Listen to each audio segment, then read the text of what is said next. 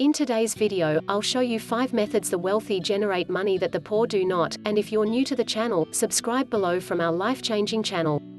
Changing content method number 1. They track everything. If you ask the average person what percentage of their income they spent on living expenses and entertainment last month, they probably wouldn't know, and you'd probably get the same blank stare if you asked them how much they saved last month. This isn't surprising because 61% of American adults don't use any form of budgeting, but if you ask 61% of American adults don't use any form of budgeting, you'd probably get the same blank. It's essential to keep track of your expenditures if you want to be financially successful. Many wealthy individuals budget their money in a 2-step procedure. First, they assess their projected monthly income, which may include their job or company revenue, as well as money generated via investments. When they use the 2350 budgeting approach, this total amount will be the beginning point. This budgeting method divides your money in the following manner. 50% of the budget is set aside for living expenditures such as rent and utilities.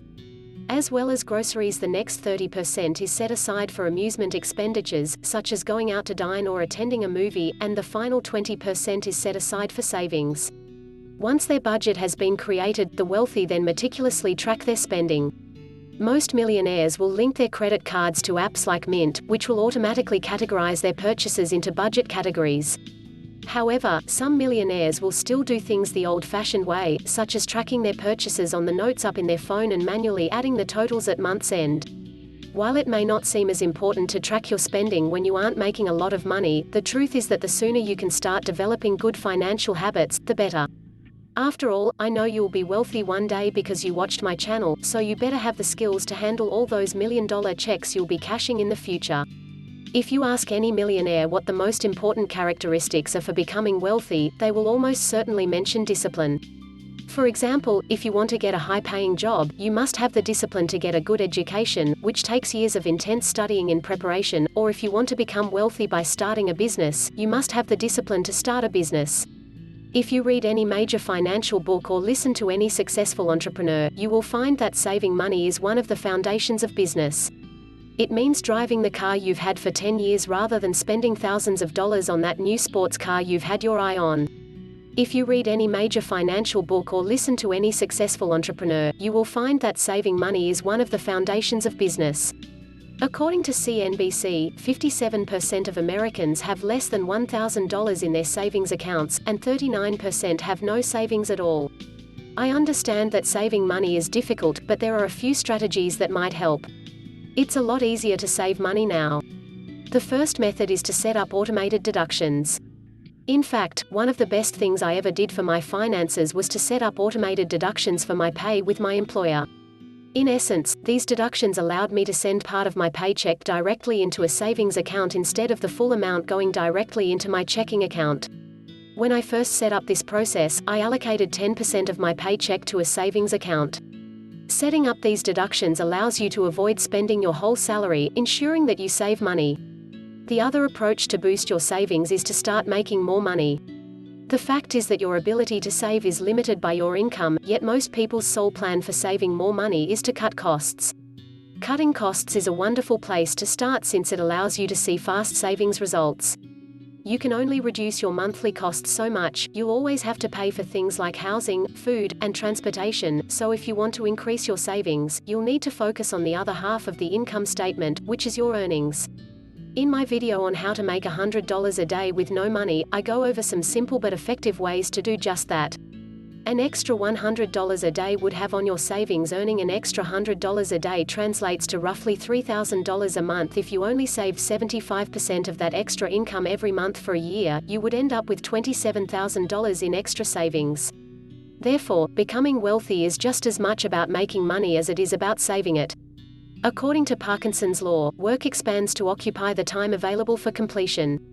In a financial sense, it indicates that you will spend it up to the amount you have available, which does not always imply the money in your bank account, which is why many go broke and then some by maxing out their credit cards and lines of credit. The lack of financial control is the cause of this phenomenon. Unfortunately, the school teaches you things like how to find the slope of a line or how to write in cursive, but it never teaches you how to create and maintain a budget, which is real-life skills. As a result, unless you have family or friends who instill sound financial principles in you, you are almost destined to run into money problems and bad times when your business will decline. But if you spend well beyond your means when times are good, you will not be able to weather the storm of harsh economic times, causing your business to go bankrupt. Once you master the art of living within your means, it can set you up perfectly to begin employing method number 4. They put their money to work. Life is like a G. The problem with this method is that sending money to your savings account every month will not increase your wealth. The average savings account yields just 0.09% interest annually, which means that even if you have $50,000 in savings, you will only earn $45. This is why the wealthy make it a point to put their money to work through investing, and the earlier you can begin, the better. Buffett bought his first stock at the age of 11 and has become one of the world's wealthiest people through strategic investing over many decades. But it's not just billionaires who practice ongoing investing. On average, millionaires invest 20% of their household income each year, making investing a significant part of their wealth accumulation strategy. The rich invest in the same things as the average investor, such as a Roth IRA and a 401k, but they also send these investments to include things like real estate properties and personal development. Method number 5. They never touch the principal. At this point, we know that the rich track your spending diligently, the employee financial discipline, live frugally and put their money to work, but what really separates the rich from the rest of us is that they never touch the principal. If you buy 10 shares for $100,000 and they pay a $2 annual dividend, the $100,000 you invested will be the principal, and the $2 a share or $20,000 will be the dividend income. In other words, the wealthy never deduct from the assets that are already earning them money, ensuring that their wealth never declines as a result of their spending. There are a lot of rich and poor fathers out there. In a recent tweet, Robert Kiyosaki alluded to this method of spending, saying, "Live it up, buy everything you want. One caveat, buy the assets to pay for them first." Robert has been known to use this basket of investment properties to fund his purchases, such as when he goes on vacation or buys a new car. Unfortunately, most people generate their cash flow in the form of active income by trading time for money. Investing in real estate is one of my favorite ways to generate passive income. Dividend stocks and real estate investment trusts, also known as REITs investment properties, allow you to put down a down payment on a property and have your principal enter in cash flows from your tenants' rent payments. Dividend stocks are particularly advantageous since they pay you regularly or yearly without requiring you to diminish your investment portfolio.